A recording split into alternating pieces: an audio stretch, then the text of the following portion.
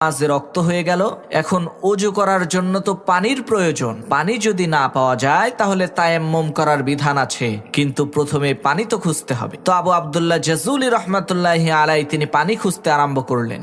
খুঁজতে খুঁজতে তিনি একটা কূপ পেলেন। সেই কূপের মধ্যে চেয়ে দেখলেন কূপের নিচে টলটলা পরিষ্কার পানি আছে, কিন্তু দুঃখের বিষয় সেই কূপের আশেপাশে কোনো বালতি নেই। তখন আবু আব্দুল্লাহ জাযুলি দেখতে পান ওই কুয়া থেকে একটু দূরেই একটা ঘর রয়েছে, আর সেই ঘরের ছাদের উপরে ছোট একটা বাচ্চা মেয়ে খেলা করছে। তখন তিনি ওই বাচ্চা মেয়েকে ডেকে বললেন, মাগো, নামাজে রক্ত হয়ে গেছে, আমি একটু ওযু করে নামাজ পড়বো।